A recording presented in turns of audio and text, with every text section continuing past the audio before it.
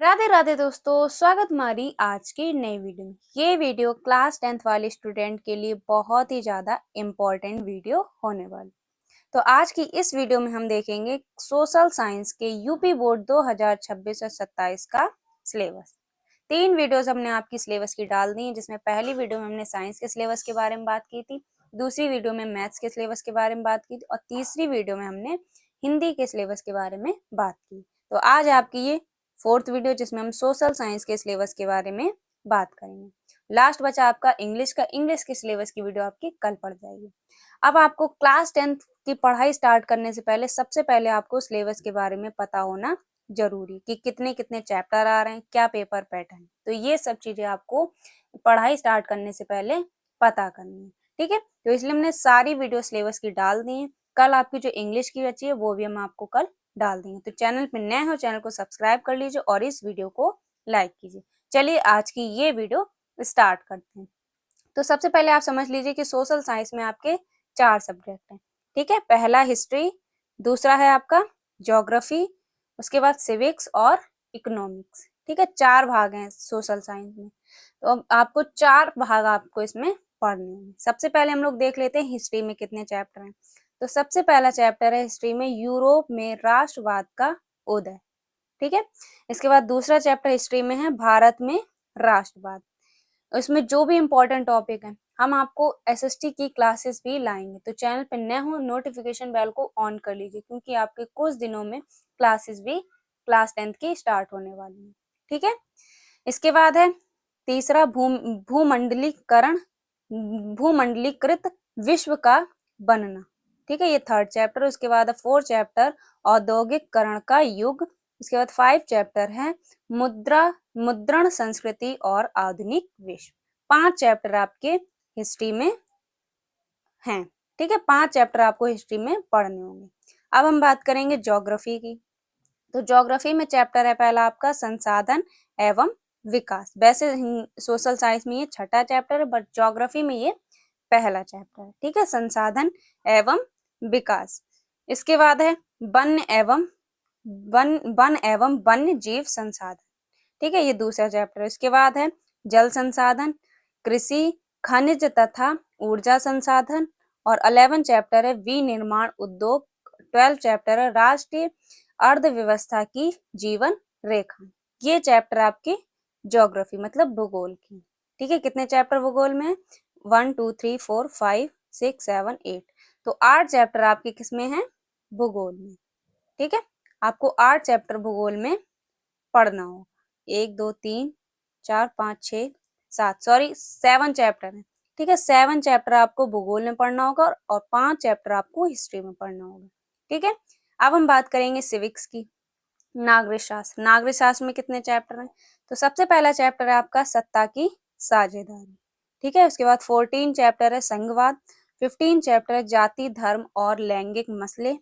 इसके बाद है राजनीतिक दल और 17 चैप्टर है लोकतंत्र के परिणाम। तो कितने चैप्टर हो गए? इसमें भी आपके कितने चैप्टर हैं? 5 चैप्टर हैं। सिविक्स में आपको कितने चैप्टर पढ़ने होंगे? 5 चैप्टर, ठीक है।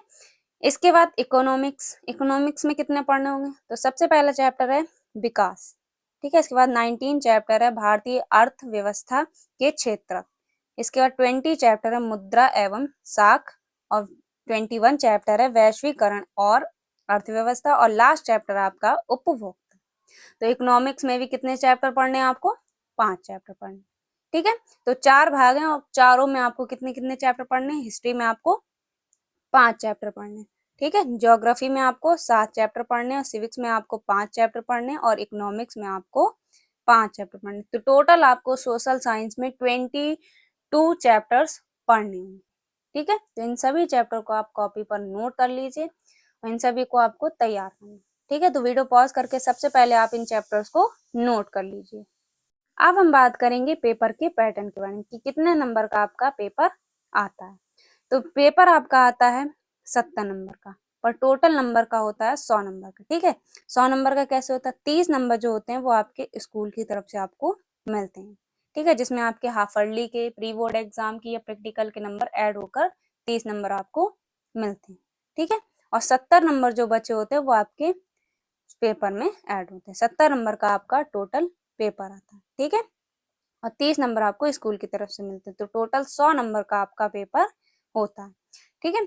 अब बात कर लेते हैं, सबसे पहले आपका जो पेपर में क्वेश्चन आता है तो वो आता है बहुविकल्पीय प्रश्न का, और बहुविकल्पीय प्रश्न आपके आते हैं 20, ठीक है, 20 बहुविकल्पीय प्रश्न पूछे जाते हैं और एक बहुविकल्पीय प्रश्न 1 नंबर का होता है, तो टोटल आपके 20 नंबर के बहुविकल्पीय प्रश्न पूछे जाते हैं, ठीक है। और ये बहुविकल्पीय प्रश्न आपको ओ मार्कशीट पर फिल करना होगा। इसके लिए आपको ओ मार्कशीट मिलेगी जिसमें आपको ये 20 बहुविकल्पीय प्रश्न फिल करने हैं, ठीक है। तो पहला पोर्शन तो आपका बहुविकल्पीय प्रश्न का आएगा जो कि कितने अंक का होगा, 20 अंक का। इसके बाद 50 नंबर जो बचे होते हैं वो आपके वर्णनात्मक प्रश्न आएंगे, ठीक है, 50 नंबर आपके वर्णनात्मक प्रश्न का होता है, ठीक है। यहाँ पे वर्णनात्मक की स्पेलिंग गलत हो गई, इसे आपको ठीक कर लेना। वर्णनात्मक इस टाइप से लिखा जाता है, ठीक है। तो 50 नंबर का क्या आता है, वर्णनात्मक प्रश्न आता है। इसमें आपके शॉर्ट क्वेश्चन होंगे 4 नंबर वाले और 6 नंबर वाले क्वेश्चन होंगे और मैपिंग से रिलेटेड क्वेश्चन होंगे जो कि आपको किस पे करने होंगे, उसके लिए आपको कॉपी मिलेगी जिसमें आपको करने होंगे। डिस्क्रिप्टिव क्वेश्चन होते हैं, ठीक है, वर्णनात्मक को बोलते हैं डिस्क्रिप्टिव क्वेश्चन, ठीक है।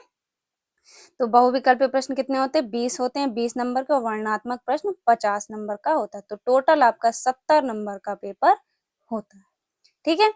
इसके बाद आपके अब ये भी पता होना चाहिए कि इतिहास कितने नंबर की आती है, भूगोल कितने नंबर की आती है, नागरिक शास्त्र और अर्थशास्त्र कितने कितने नंबर की आती है। तो टोटल जो आपकी इतिहास पूछी जाती है वो 20 नंबर की पूछी जाती है, जिसमें से 5 नंबर के तो एमसीक्यू भी पूछ लिए जाते हैं, ठीक है, और 15 नंबर की आपके डिस्क्रिप्टिव क्वेश्चन मतलब वर्णनात्मक प्रश्न पूछे जाते हैं, ठीक है।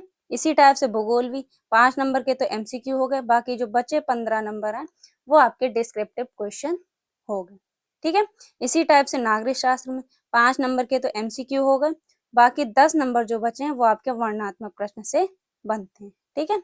इसी टाइप से अर्थशास्त्र में 5 नंबर तो आपके एमसीक्यू के हो गए, बाकी 10 नंबर से वर्णनात्मक प्रश्न बनते हैं, ठीक है। तो इस टाइप से ये भी आपको नोट कर लेना कि इतिहास कितने नंबर की आती है और भूगोल वगैरह कितने नंबर की आती है, ठीक है। तो 20 एमसीक्यू जो पूछे जाते हैं, ठीक है, इसमें से इतिहास के 5 एमसीक्यू बनते हैं, भूगोल के भी 5 एमसीक्यू पूछे जाते हैं और नागरिक शास्त्र के भी 5 एमसीक्यू पूछे जाते हैं और अर्थशास्त्र के भी 5 एमसीक्यू क्वेश्चन पूछे जाते हैं। तो टोटल 20 नंबर के यहाँ से एमसीक्यू बनते हैं, ठीक है, हर एक भाग से 5-5 एमसीक्यू बनते हैं, ठीक है। तो ये भी आपको पता होना जरूरी कि कितने नंबर की क्या क्या पूछा जाता है, ठीक है। तो ये था पेपर पैटर्न। बाकी आप अगर इस साल का जो 2026 का यूपी बोर्ड का पेपर आप किसी से ले लीजिएगा, उसमें आपको पता चल जाएगा कि कितने कितने नंबर के कौन कौन से क्वेश्चन बनते हैं, ठीक है। तो ये था आज का सोशल साइंस का सिलेबस का वीडियो। ये वीडियो बहुत ही ज्यादा इंपॉर्टेंट है क्योंकि सबसे पहले आपको सिलेबस के बारे में पता होना जरूरी। तो इस वीडियो को बिल्कुल भी स्किप नहीं करना था, और अगर नए हो तो चैनल को सब्सक्राइब करके नोटिफिकेशन बेल को ऑन कर लीजिए क्योंकि कुछ ही दिन में आपकी 10th की क्लासेस स्टार्ट होने वाली हैं। बाकी इस वीडियो को अपने फ्रेंड के साथ जरूर से जरूर शेयर कीजिए। ये वीडियो कैसी लगी एक बार कमेंट बॉक्स में जरूर बताइए। मिलते हैं आपसे नेक्स्ट वीडियो में, तब तक के लिए जय हिंद, जय भारत।